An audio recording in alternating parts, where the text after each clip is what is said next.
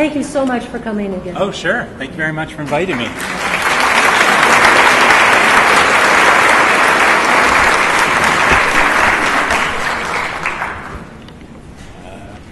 So I can't really see what's on the screens. This is, say, top 10 tips for brain health? Great. Okay. I'm in the right place. Thank you very much for coming out today. My name is Kevin Duff. I'm an associate professor in the Department of Neurology here at the University of Utah. I'm also a clinical neuropsychologist, and I work in the Center for Alzheimer's Care, Imaging, and Research that we have here at the university. I spend about half my time doing patient evaluations. I'm trying to determine if folks have dementia. We'll talk more about that in a minute. And about half my time doing research on cognitive disorders in late life. So getting an opportunity to come here today to talk about a topic that's very near and dear to my heart is a real pleasure. So thank you for coming out. I really appreciate it. I probably have about 35 minutes of slides or so there should be time for questions at the end. I'm happy to answer questions until they kick us out of here. Again, what we're going to talk about over the next half hour or so are the top 10 tips for brain health. And I will warn you, however, that I ended up with more than 10. So for those of you who only wanted 10, I'll let you know when 10's up and you can feel free to leave. These are in no particular order, so if you wait around for the last ones, that doesn't mean they're any better than the first ones. But I did want to sort of set the stage a little bit for the problem that we're going to be talking about, why we need tips for brain health. And so one way to do that is with a little story. So there was an older couple, they were in their 70s, and they had another couple over to their home for dinner. All right, if you've heard me talk before and you know the punchline, don't tell anybody, all right? So they have another older couple over to their home for dinner, and the two gentlemen are sitting in the living room after the meal, and their wives are in the kitchen getting coffee or dessert or something like that. And the one gentleman who lives at the home says to his friend, we went to this great restaurant last week. You should really go. The food was fantastic. The prices were just great. The service was excellent. And the second gentleman says, oh, that sounds wonderful. What was the name of the restaurant? We'll definitely go. And the first gentleman sort of scratches his head and says, I can't remember the name of the restaurant. And he thinks and he thinks and he says, oh, I know. What's the name of that flower? It's red. It has thorns on it. You give it on Valentine's Day. And his friend says, Rose? And the first gentleman turns to the kitchen and says, Rose, what was the name of that restaurant we went to last week? I think most of us probably in the room can relate to that every once in a while we forget the name of a restaurant, hopefully not the name of our spouse or significant other, but some word just doesn't quite come to us, and we start to wonder, well, is this the sign of, Alzheimer's disease developing? Is this the beginning of the end? And I think one thing to take away from it is forgetting a word here or there, as I will probably do a couple of times during my presentation, is not necessarily a sign of a problem. But let's dive into this a little bit more. So again, setting the stage, what is the problem that we're dealing with? Well, the problem in general is that aging, getting older, has some detrimental effects on the brain and the functions of the brain. Allow me to present just a little bit of evidence. So on this first slide, you'll notice one of the things that we know about the brain in normal, healthy people as they get older is the brain gets smaller. It tends to shrink, what we call atrophy. And what is represented up here on the slide, and maybe I can actually use this. So along the bottom of the slide are decades of life, going from 10s and 20s all the way out to 80s and 90s. Along the side of the slide, we have the size of the brain, with numbers near the top being bigger, numbers near the bottom being smaller. And what this represents is one section of the brain, a section of the brain called the hippocampus, which is a structure in the brain that we know is related to memory. Our ability to lay down memories, in some way information passes through the hippocampus. And what this figure shows is this is for our magnetic resonance imaging or MRI scans, sort of x-rays of the brain, in particular that hippocampal structure. And what it shows is that as we get older, that particular structure within the brain tends to get smaller. So people in their 20s and 30s tend to have larger hippocampal structures than people in their 80s and 90s. These are all normal, healthy individuals, not people with Alzheimer's disease or other types of cognitive problems, but a normal natural change for the brain as we get older is that it does tend to get smaller. And I could show slides like this for other structures in the brain. It's not just the hippocampus that gets smaller. Many different regions of the brain get smaller. So one thing to take away is that the brain does change as we get older, and in one way is it gets smaller. Another way that the brain tends to change as we get older is that it tends to be less active. So what I have up here are PET scans, or positron emission tomography scans, which are a different type of scan in the brain that shows the activity going on within the brain. Actually, what it shows is the amount of glucose or sugar that's being processed in the brain at a certain time. The way to read these PET scans is that the hotter colors, the reds, the yellows, the oranges, indicate greater activity. The cooler colors, the blues and the greens, tend to indicate less activity. Now, this represents going from left to right, again, decades of life, from early in life out to later in life. And these are just 3 sections of an individual's brain scan. And what you'll notice is that as we get from younger to older, we see less hotter colors. That in the 20s and 30s, we see a lot of hot colors, but as we get out to the same parts of the brain in 70s and 80s, we see less hot colors. So that means that as we get older, the brain tends to be less active. Now, this is just the brain at rest. This doesn't mean that somebody in their 80s and 90s can't activate their brain if they need to. If I were to give you a very complicated math problem, for example, we'd see all kind of activity within the brain. But at rest, younger people tend to have more active brains than older folks. And again, these are all normal, healthy individuals without sign of dementia or other types of cognitive difficulties. So the brain's smaller and it's less active. Another thing, or consequence perhaps, of a smaller and a less active brain is that we see changes in people's thinking abilities as they get older. Might be preaching to the choir a little bit, but you probably don't think as quickly now as you did when you're in your 20s and 30s. And this is a figure that represents a large body of research that supports that.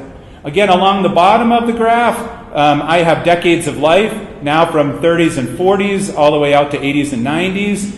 Along the side, I have scores on some type of thinking test, where higher scores indicate the person's doing better, lower scores indicate the person's doing a little bit worse.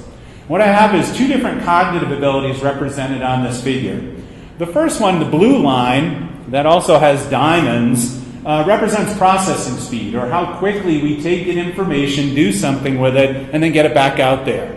And what this shows is that in normal, healthy individuals, as we get older, our processing speed tends to slow down. That we don't think as quickly when we're older as we do when we're younger. Again, this doesn't mean that you can't think or that you can't do that arithmetic problem. It's just going to take longer to get to the answer. That's a normal change that we expect to see. A second change is represented by that red line with the squares, and this represents memory. And hopefully memory the same way that you think about it. Your ability to remember a list of things that you wanted to get at the grocery store, your ability to remember where you parked your car when you went to the grocery store, you remember the PIN number so that you can buy things at the grocery store. All that's memory. And what we know is that memory is one of those cognitive abilities that actually stays relatively stable throughout much of the lifespan, indicated by this relatively flat line in memory from 30s, really going out pretty much to 70s. We don't expect to see dramatic changes in somebody's memory throughout most of their life. Now, past the age of 70, we do start to notice some slight changes in memory, but even for individuals out into their 90s, these scores are still largely within the normal range. So we don't expect to see dramatic changes in somebody's memory later on in life. But we do see changes in people's memory later on in life.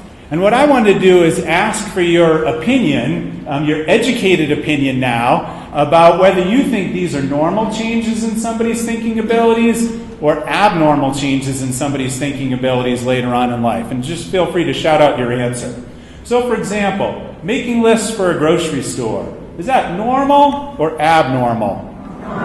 Normal, yeah. I think if you need to get more than about 3 or 4 things at the grocery store, making a list is a good idea, and it probably makes sense, and that's a very normal thing that people experience. How about getting lost in a familiar place? Normal or abnormal? Abnormal, right. Getting lost in your own neighborhood, your own community, someplace you know well is definitely probably a sign that there's a problem developing. Kathy, I think they know everything I have to say, so we might wrap up early. Well, we'll do a few more. How about forgetting what you had for breakfast? Normal or abnormal? Take that back. We might need extra time.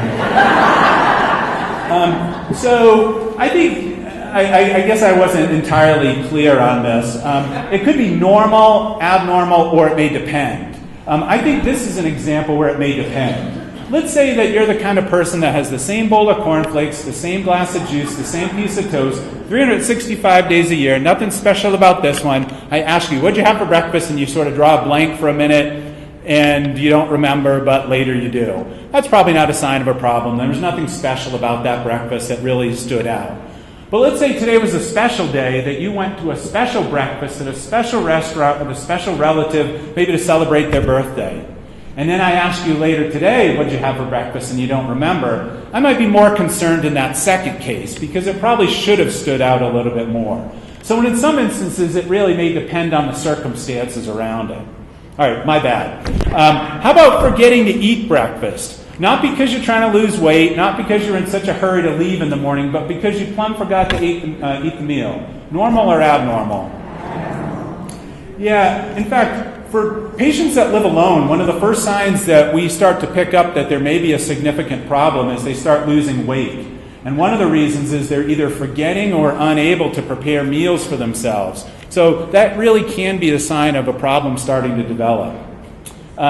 Trouble thinking of the word that you want to use. Normal or abnormal? I had a lot of, let it be normal. Yes. Definitely normal. I think, forgetting a word is something that's not the name of your spouse, but how about walking in a room and forgetting why? You're trying to convince me it's normal, is that it?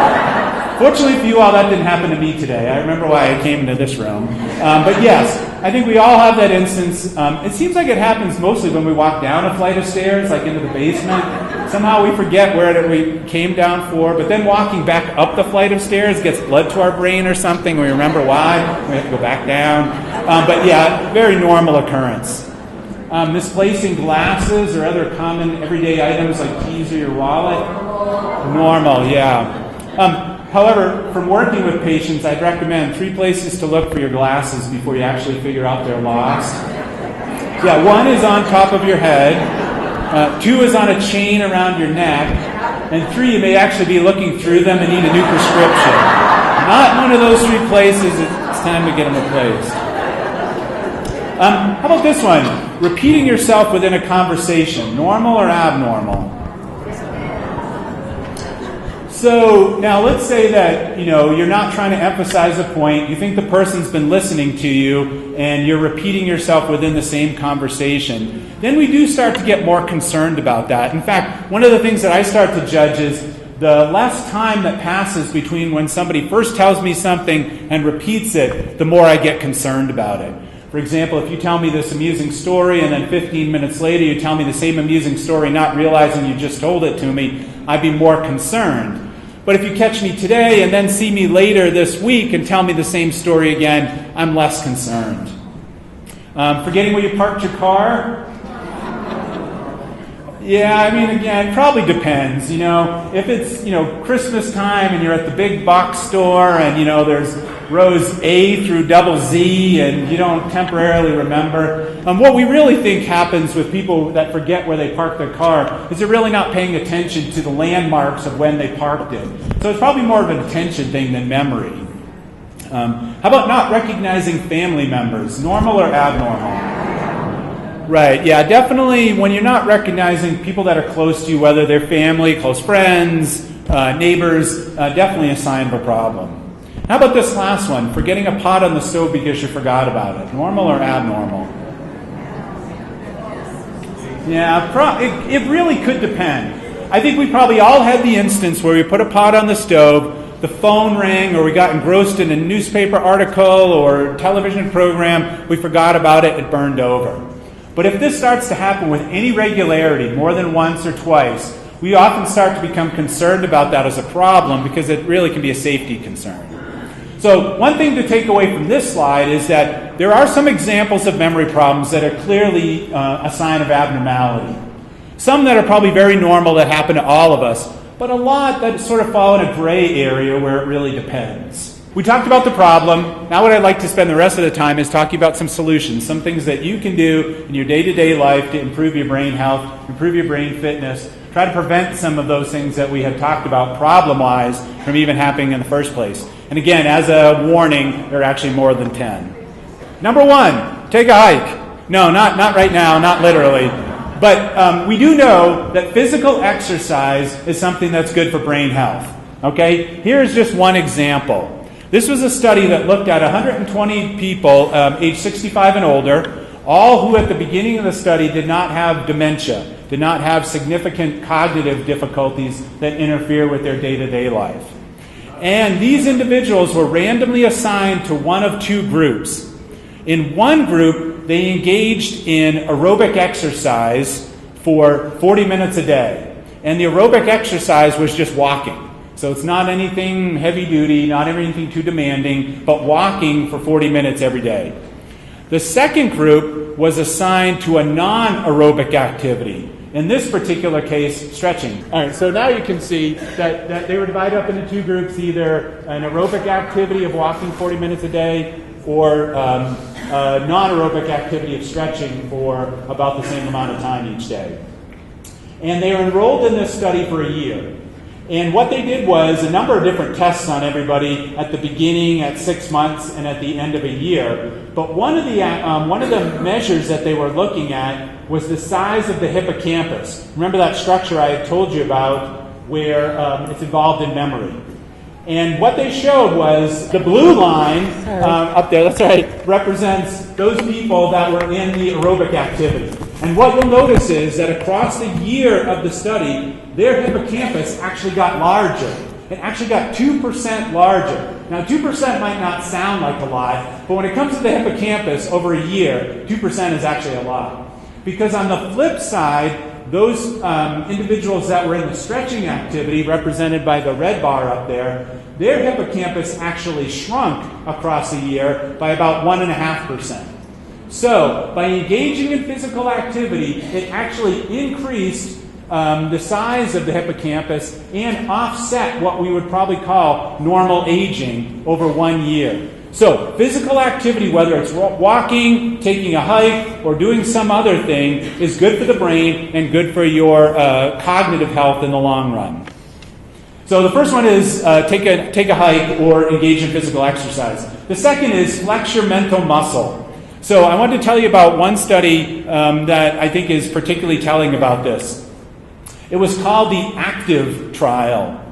And ACTIVE in this case stood for Advanced Cognitive Training for Independent and Vital Elders. I think it's a great title. But it was the largest trial ever done to date that specifically looked at trying to improve thinking abilities or cognition in older adults. It recruited almost 3,000 community-dwelling seniors, people aged 65 to 94. And it divided those people up into one of three groups, where they got training specifically in memory, or reasoning skills, or processing speed, how quickly they could think. Each group received 10 training sessions in their particular area. Yay, thank you. And here are the results. So, first of all, along this study actually was also one of the longest running studies ever. So you'll notice that the time course on the bottom goes from the beginning baseline all the way to 10 years they followed these subjects. And along the left side of the figure is the percent improvement that we see in those particular cognitive abilities divided out by the three groups. So the first line I want to draw your attention to is the dashed line with the green, and that is the people that were in the memory training group. And what you'll notice is that from baseline to their first immediate follow-up, they improved their memory scores by about 10%.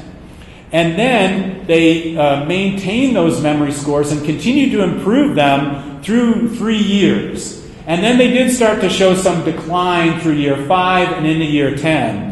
But by the end of the year of the study, 10 years later, they were almost at the same point that they started, which is not a normal natural change. We expect people to decline across time. So they essentially improved and then leveled off to where they were at the very beginning of the study, which was really a big success, I think, for memory training.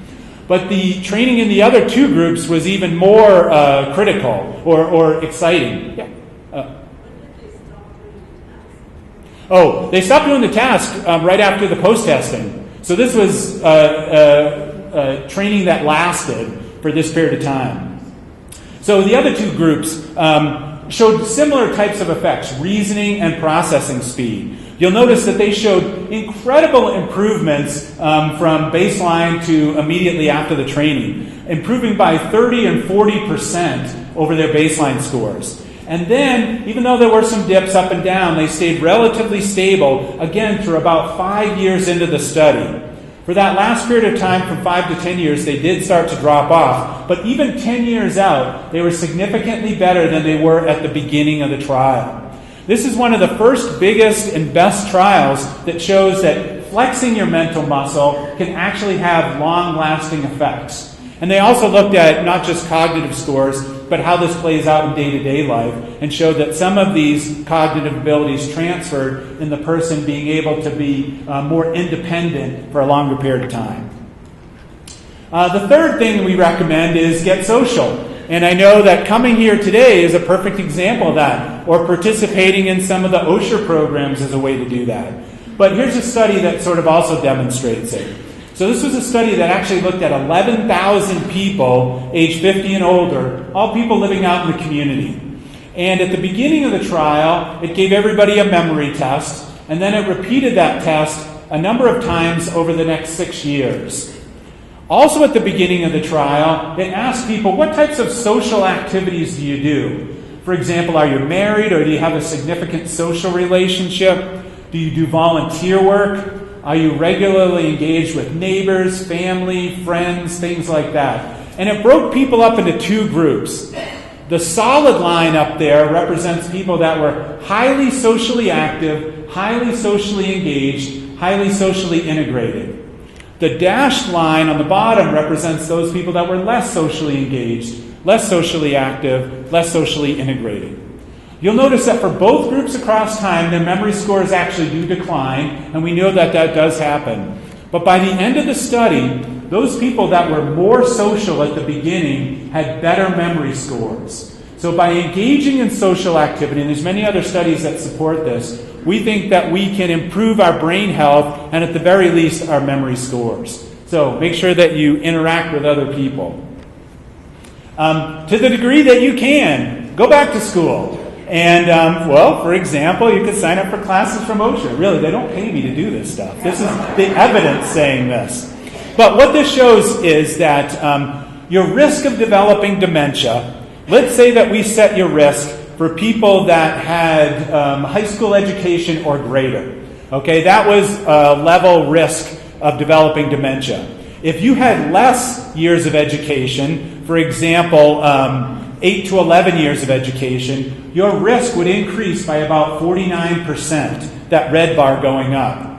If you had even less than 8 years of education, your risk of developing dementia almost doubles. The dark blue bar up at 2. So less education that you have puts us at greater risk for developing dementia. More education seems to reduce our risk of dementia. However, there is a caveat to this that I have in that red box. Surprisingly, once people get diagnosed with dementia, higher levels of education are associated with quicker progression. That once we actually say, yes, you have Alzheimer's disease, it's probably going to progress more quickly if you have 16 years of education than if you have 12 years of education. We're not exactly quite sure why that happens, but it is sort of one of the realities of it. Nonetheless, in preventing dementia in the first place, more education is better. Dance. Again, not necessarily right now unless the mood strikes you. But there is a number of studies, including this one, that looked at older adults who were amateur dancers, not professionals, but were involved in a club where maybe they danced on a weekly basis, and they compared them to people with no dancing history. And they compared them on a number of different variables, but the very first one, the first two gray bars right here, represent cognition or thinking abilities. The light gray bar represents the amateur dancers, and the dark gray bar represents the control group that had no dancing experience. And you'll notice that those people that danced had better thinking abilities than those people that didn't dance. They also had faster reaction times. They also had better posture and balance. They had general better motor performance, and they also had better sensory performances in their hands. So dancing not only benefits cognition, but a number of other indicators of good physical health. The next one. If you can, get some new jeans. No, not those jeans. This is just because people often ask about kind of heredity and dementia and risk. And so I just wanted to throw a slide in here. Not that we're doing that yet, but maybe in 10 years or so. If you are in the general population and you have no family member that had Alzheimer's disease or some other type of dementia, your risk of developing dementia after the age of 65 is probably about 1 to 2%. Okay? If you have a family member who developed Alzheimer's disease after the age of 65, what we call late onset Alzheimer's disease, your risk of developing dementia is probably about 2%, slightly on the higher side of the general population. However, if you had a family member who developed Alzheimer's disease before the age of 65, what we typically call early onset Alzheimer's disease, then your risk of developing dementia is about 7%. Now 7% still seems low, but when you compare it to the general population, it's quite a bit higher. I will say, however, that early onset Alzheimer's disease is quite rare. Probably only about 10% of all cases of Alzheimer's disease are early onset. The vast majority of them are late onset, so odds are if you have family members, they're probably more of the late onset variety. But nonetheless, it is a risk factor that we need to be aware of. The next tip, wear a helmet. Not necessarily all the time, but when you're at risk of head injury, because although studies are somewhat equivocal in their findings, the vast majority of them seem to suggest that if you get a head injury during your life, it may put you at greater risk for developing a wide range of neurodegenerative diseases, including dementia and Alzheimer's disease later on in life.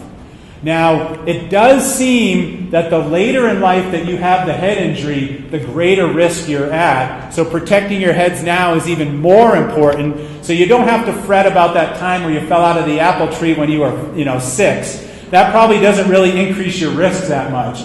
But a fall now on ice where you significantly hurt your head, that probably puts you at greater risk for that. So protect that head. The next one, good advice for anything, but be happy. So again, looking at the relative risk of developing dementia. This was a study that looked at almost 300,000 veterans, age 55 and older, all who did not have dementia at the beginning of the study. And what it did was at the beginning of the study, it looked at how they rate their mood, whether they see themselves as happy or depressed. And then it followed them across 7 years to see which ones went on to develop dementia and which ones didn't. So those people that said, I'm fine, I have no worries, my mood is good, I'm not depressed, they had the standard, they're represented by the red bar, they had the standard risk of developing dementia, that 1 to 2%. However, those people that reported either minor or major depression at baseline, represented by the light blue and the dark blue line up there, had almost double or more than double the risk of developing dementia across 7 years. So the more that you can keep your mood on the positive side, you decrease your risk of developing dementia later on in life. The next one, lose that spare tire. No, not the one at the top, the one at the bottom. Obesity is a significant risk factor for developing dementia later on in life. Even obesity in middle age. So if you think, well, I'm not at risk for dementia because I'm young and I can have lots of time before I burn off these calories or extra pounds. No, you want to start early. We think that the risk is probably really put down in mid-age, midlife, and it only catches up with us later on in life. So the more that we can keep to a healthy weight, whatever that is, that you and your doctors decide upon, probably reduces your risk of developing dementia later on in life. Let's see. Visit your doctor. So like the slide just before this, obesity is just one of many chronic medical conditions that probably put us at significant risk for developing dementia. The more that we work with our primary care doctors and other specialists involved in our health care, the more that we manage those risk factors, the more that we probably reduce our risk of developing dementia later on in life. Just for example, a couple meta-analyses where they looked at a large number of studies of patients with high blood pressure showed that patients that fall outside of the normal range of blood pressure are anywhere from 2 to 4 times more likely to develop dementia. And prescribing medications to get your blood pressure back into the normal range seems to reduce that risk. So working with your doctor to keep your blood pressure in a normal range probably puts you in a better place. Similarly, if you have diabetes, even type 2 adult onset diabetes, it's associated with a 1.5 to 2.5 times greater risk of developing dementia later on in life. So these are just 2 examples, but the more, again, that you can keep these conditions in check by working with your doctor, the better you are in the long run. The next tip that we have for people, get a hobby. And the reason that we say that is because people that engage in hobbies, especially on a regular basis, seem to be at lower risk for developing dementia, especially the longer they engage in that hobby. For example, up on this graph, along the bottom, this is years that people were involved in a study. The study started and then they followed them up after 2 years, 4 years, and 6 years. Along the left side shows the relative risk that the person has of developing dementia during the course of this study. The green line represents sort of the baseline condition. People that engaged in hobbies from not at all to up to 3 hours per week. So their risk was, again, standard set at 1. However, those people that reported engaging in hobbies more frequently during a week, for example, the blue dashed line represents those people that engaged in hobbies for 4 to 6 hours a week. By the end of the study, they had reduced their risk of developing dementia by 20%. Those people that engage in 6 hours or more of a hobby on a regular basis per week even more significantly reduced that risk. From the very beginning of the study, almost, they were at less risk of developing dementia. They had cut their risk by almost 60%, and that maintained throughout the study. So as I note there in the bottom, the take-home message is 6 hours or more per week of a hobby can reduce your risk of developing dementia from anywhere from 50 to 60%, which is really significant for something that hopefully you like to do anyway. I think the problem is that sometimes we get busy, and even though these are things that we enjoy, we don't carve out time for them. The more that we do carve out time for them, it's probably going to help us in a number of different ways, including our thinking abilities and brain health. My next tip is beware of snake oil. I think most of you know what snake oil is, but in this particular case, if you stay up late and watch cable TV, or you're on the internet Googling brain health, or you look in the back of health food magazines, odds are you are going to see an ad for a box of pills, and usually they're about $19.95 per bottle. Unless you order right now, then we'll send you 2 bottles for that same price. There's probably about 60 in there, and they swear that those pills are going to help your brain health? Well, I've looked at just about every one that I've come across as what's the real evidence to say that they help.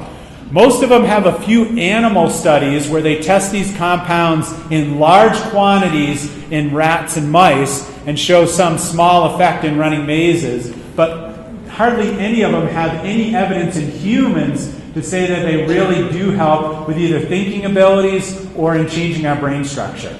So you can buy these things. They're probably not harmful for you, but truthfully, it's probably a waste of your money, and you could probably put that money and resources into something that's going to be much more effective. So, I apologize if anybody here has stock in any of these companies, but that's just sort of what the evidence shows. If any of these really worked, we'd be giving them out at the university. There'd be large-scale studies, and the ones that have looked at them have not found that when we really look closely, they do anything. My next tip is to eat well. Proper nutrition really seems to be key for brain health. A lot of you have probably heard about kind of like a heart-healthy diet. Maybe one that's low in fats, tries to keep our cholesterol in a reasonable range, low fats, better protein options, more fruits and vegetables, whole grains, reduced salt, all that stuff. That's good for your heart. There is no really approved brain-healthy diet, but people who have looked at the heart-healthy diet have shown that it seems to have benefits on cognition in the long run. So a heart-healthy diet is not only good for the heart, but probably also good for the brain and our thinking abilities as well.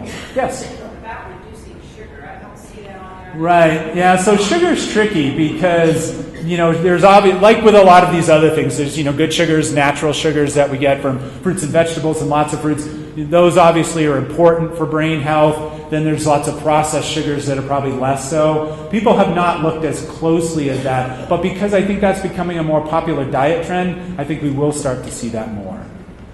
Unfortunately, I remember being at a conference a few years ago where I did see a study that was sponsored by Hershey that did not find a benefit of eating chocolate for brain health. But I think the jury's still out on that one. I'm still doing my own personal studies. Next one, stop smoking.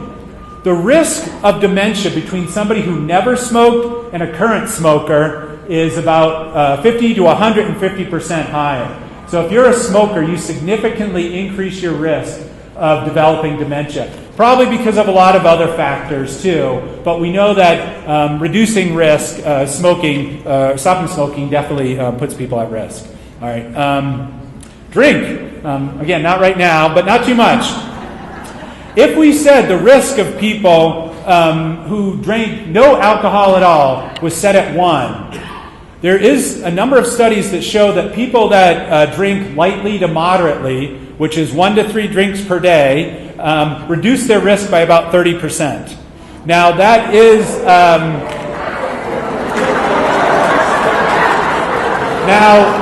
that goes in the opposite direction too. For people that drink heavy, more than 3 drinks per day, the risk goes back up. And so it's like a lot of other things, like with eating, like with exercise, like with everything. It's really moderation that seems to be the key. It should be noted, however, that this study was also sponsored by some French wine company. And that's true, but it doesn't necessarily take away the finding, and there's other studies that support that too. The next one, steal your grandson's Nintendo. Video games, surprisingly, seem to be able to speed up some of our thinking abilities. This is one study, and we're running a similar one to this at the university right now, that when we give one group of people a video game that engages them, that forces them to process information quickly, we give another group a control task. Those people that got the fast-acting video game significantly can improve their processing speed and memory over a relatively short period of time. I'm hurrying because I'm running out of time. Get some rest. Sleep deprivation. Routinely getting less than 7 or 8 hours per night can lead to significantly poorer concentration and memory. It also has a whole host of other poor problems, leads to increased stress, worse physical health, poor interpersonal relationships, and actually premature death. And we always recommend that don't try medication as your first option. There's a lot of behavioral options for improving sleep before you should consider medication. But getting adequate rest is good for brain health. My last one is tease your brain more than your hair. So what I mean by this is you should really be thinking differently, not harder. Everybody thinks I need to work harder to remember things. No, you need to be really thinking differently. Challenge your mind in novel and unique ways. Try to think outside of the box. Just a couple examples. How many squares do you see up here? 16, no. 17, no. So there are the 16, there's the overall one, but then there are squares within squares. I think there's actually 26 squares up there. You think outside of the box. Here's one. I guess this is the box. Here's one way. All right, what 3 letters come next in this sequence? Oh, yes. ENT. 1, 2, 3, 4, 5, 6, 7, 8, 9, 10. ENT. So thinking in different ways. A woman marries 11 men in the space of 10 years. She divorces none of them. None of them die. She commits no crime. How is this possible? She's a minister.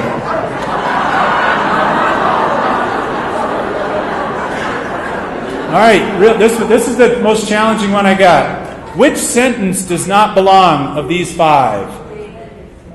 Why David? Because it doesn't make sense. And none of them make sense. No, David is not right. The last one, why? No, that's not correct. Well, it is a question, but that's not the correct answer. The one that doesn't belong is badgers always smell sweet. Does anyone know why? Because if you take the first letter of every word, all the others spell birds, but that one spells a fish. Think about it.